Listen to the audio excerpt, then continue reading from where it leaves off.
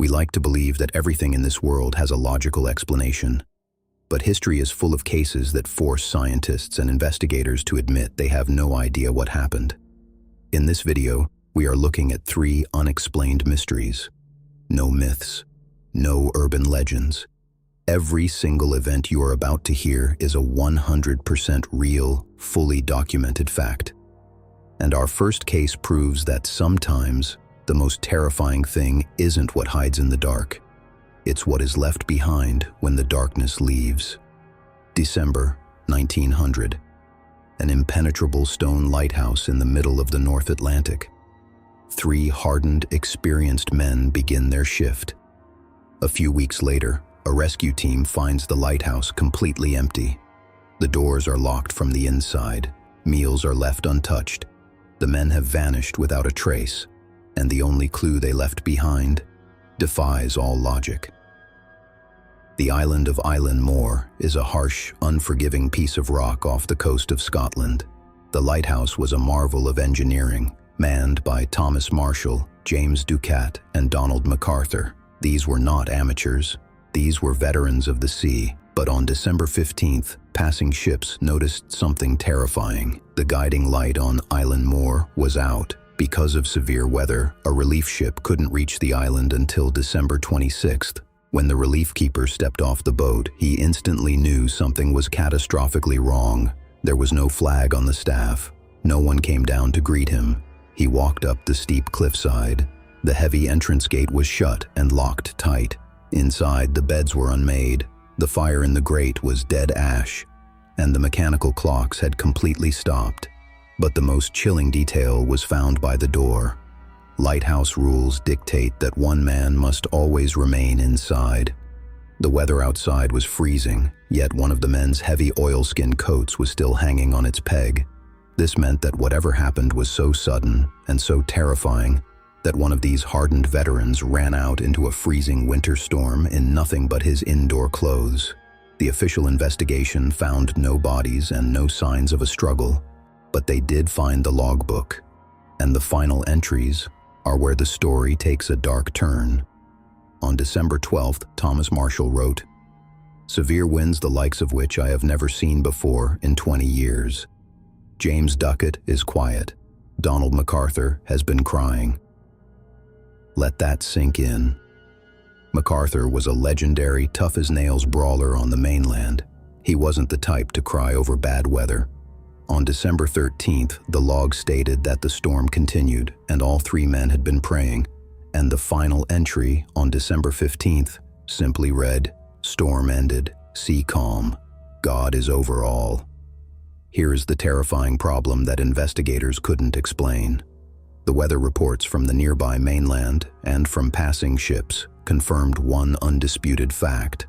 On the exact days the logbook described a terrifying apocalyptic storm. The weather around Island Moor was perfectly calm. There was no storm. What were they praying to survive?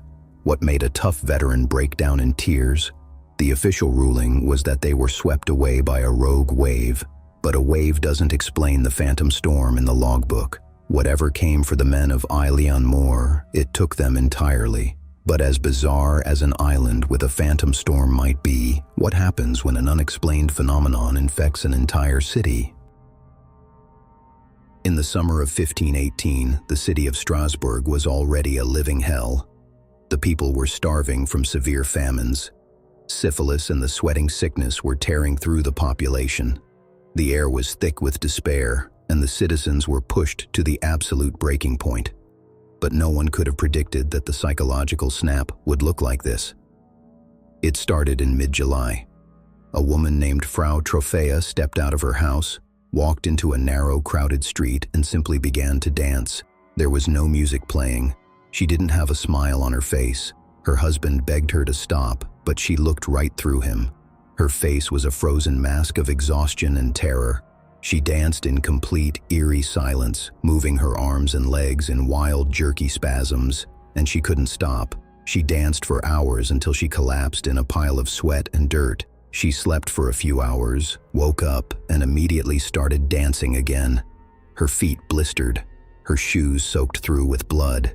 Yet, Some invisible, terrifying force kept pulling her back up.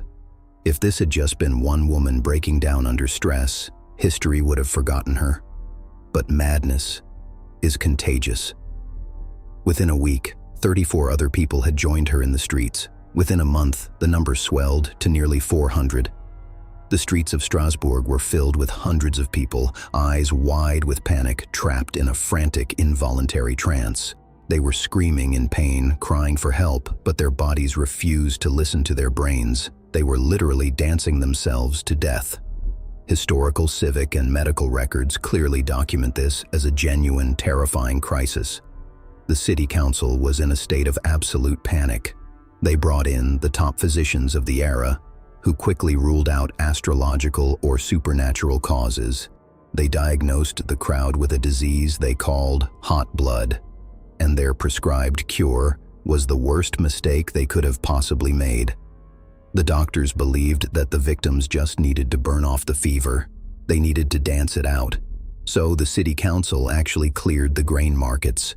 They built massive wooden stages.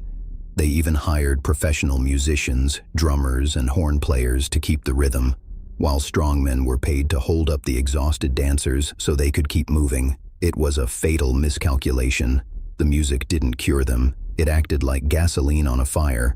The psychological frenzy infected even more bystanders. The summer heat was brutal. The physical toll was impossible for the human heart to sustain. Men, women, and children began to drop. At the peak of the plague, it was reported that up to 15 people were dying every single day. They were dying from massive heart attacks, strokes, and sheer physical exhaustion. The city of Strasbourg became a chaotic, agonizing open-air graveyard set to the tune of medieval flutes and drums. Desperate, the council finally banned the music. They loaded the surviving, twitching victims onto wagons and took them to a mountaintop shrine dedicated to Saint Vitus. Only then, by late August, did the plague vanish just as mysteriously as it arrived. The survivors collapsed in agony, with no memory of why they started. Modern scientists have tried to explain this for decades. Some point to ergot poisoning, a toxic fungus that grows on damp rye. It's the organic basis for LSD, and it causes severe hallucinations and spasms.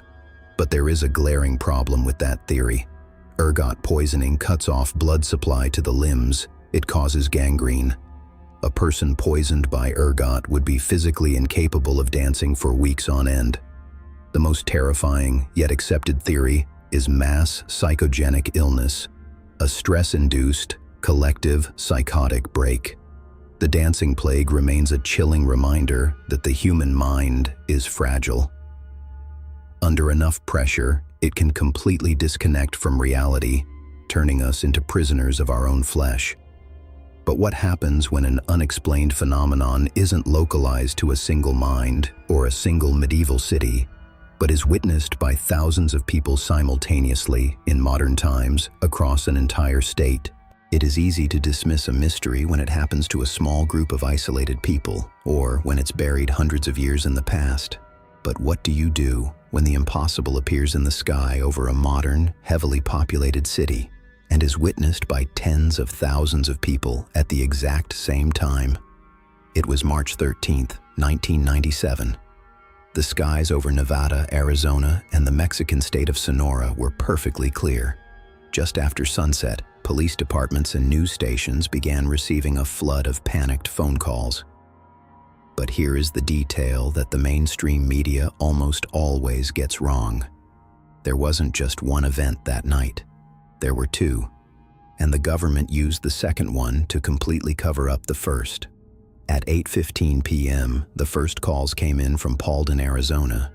Witnesses weren't reporting a shooting star or a vague blur. They were reporting a massive, structured craft gliding over the state. As it moved south toward the heavily populated city of Phoenix, it didn't just fly high in the stratosphere. Witnesses reported it gliding at incredibly low altitudes, sometimes just a few thousand feet above the rooftops.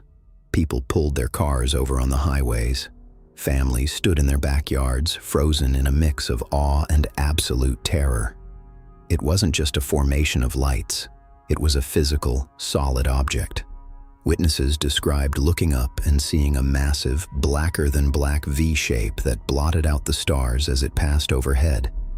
It was so impossibly large, estimated to be at least a mile wide, that some people thought they were looking at a floating city. But the most chilling aspect was the silence. Imagine standing directly underneath a machine the size of several aircraft carriers, moving at 30 miles per hour, and hearing absolutely nothing. No engine noise, no exhaust, no sonic boom. A mile-wide piece of advanced technology moving with the stealth of a ghost. Luke Air Force Base, one of the most advanced military installations in the country, was right in the flight path. Officially, their radars picked up nothing. But off the record, anonymous air traffic controllers claimed their screens lit up and jets were scrambled, only to find that whatever they were chasing was playing by a completely different set of physical laws. The public panic was intense. The military had to provide an answer. A few days later, the U.S. Air Force claimed that the lights were simply high-intensity illumination flares dropped by 10 Warthog jets during a training exercise over the Estrella Mountains. This is where the insult to human intelligence begins. Flares drop. They leave smoke trails. They flicker, change altitude, and die out. The object witnessed by thousands at 8:30 p.m. maintained a perfect, rigid geometric formation for over 300 miles. The military was using a separate flare drop that happened at 10 p.m. to explain away the massive, silent craft that terrified the state 2 hours earlier. To try and calm the public, Arizona Governor Fife Symington held a press conference. He brought a member of his staff on stage, dressed in a ridiculous alien costume, and laughed it off, telling the public they were taking things too seriously. The media mocked the witnesses, and the case was officially closed. But years later, the story took a chilling turn. In 2007, after leaving office, Governor Fife Symington made a shocking confession. He admitted that he had personally witnessed the Phoenix Lights that night. He stated on the record that as a former Air Force pilot, he knew exactly what military flares looked like. And the massive, silent V-shaped structure he saw gliding over his state was not flares. He called it breathtaking and otherworldly.